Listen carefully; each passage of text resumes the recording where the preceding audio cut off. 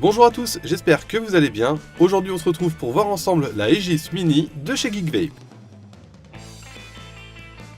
Alors voici la boîte dans laquelle vous allez la recevoir et découvrons tout de suite son contenu. On retrouvera tout d'abord la box Aegis Mini, un câble USB micro USB permettant la recharge et les éventuelles mises à jour, un bouchon en caoutchouc supplémentaire qui viendra protéger la connectique micro USB et une notice d'utilisation disponible en français. Concernant la box, on retrouvera sur le haut un diamètre de 26 mm et une connectique 510. Sur la tranche, on retrouvera notre switch, notre écran, notre bouton plus et notre bouton moins. Sur les côtés, on retrouvera le nom de la box, la Aegis Mini, et de l'autre, le nom de la marque.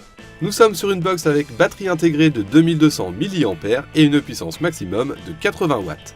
Et pour finir, on retrouvera sous la box un bouchon en caoutchouc que vous pourrez retirer afin d'accéder à la connectique micro USB.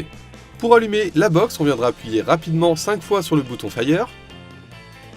Voici l'écran à l'allumage, on retrouvera différentes informations comme le mode utilisé, la puissance en watts ou bien la charge de notre batterie. Nous avons également la valeur de notre résistance ou bien le compteur de puff. Pour changer de mode sur cette box, on viendra appuyer 3 fois rapidement sur le bouton Fire. Et on viendra changer de mode en appuyant sur le bouton plus ou sur le bouton moins.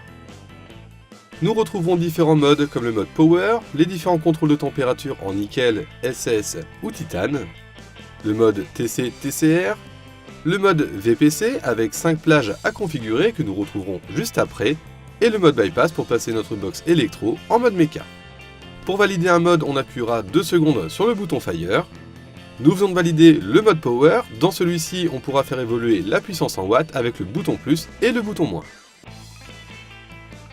Concernant les contrôles de température, que ce soit en nickel, en SS ou en titane, nous aurons la possibilité de descendre dans l'option watts que nous pourrons faire évoluer avec le bouton plus et le bouton moins. Une fois validé, on pourra également changer la température qui est en degrés Fahrenheit et également en degrés Celsius. Pour le mode VPC, nous avons 5 plages disponibles que nous pouvons régler. Il nous suffira tout simplement d'aller sur chacune d'entre elles et de pouvoir régler la puissance en watts avec le bouton plus et le bouton moins. Une fois les 5 plages réglées, nous allons pouvoir appuyer 2 fois sur le bouton Fire afin de valider notre sélection. Pour le mode Bypass, aucun réglage à faire, on passera notre box électro en mode méca. Sur cette box, nous pouvons régler la luminosité, on viendra appuyer simultanément sur le bouton Fire et le bouton moins, ou sur le bouton plus pour augmenter la luminosité. Également, en appuyant sur le bouton plus et le bouton moins simultanément, on viendra bloquer notre écran, un cadenas viendra apparaître à l'écran, et nous viendrons faire la même manipulation pour le débloquer.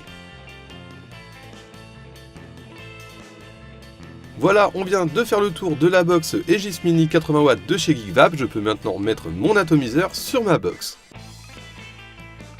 On vient de visser un nouvel ato, on nous demande si c'est une nouvelle ou une ancienne résistance. Dans notre cas, c'est une nouvelle, on viendra appuyer sur le bouton plus. La dernière étape maintenant va être de régler la puissance en watts de notre box en fonction du montage réalisé dans l'atomiseur. Si vous souhaitez plus d'informations sur cette box, je vous laisserai en description le lien de sa fiche produit. Voilà, c'est tout concernant l'Aegis Mini 80 watts de chez Geekvape. J'espère que cette vidéo vous aura plu. En tout cas, je vous souhaite une bonne journée et je vous dis à bientôt.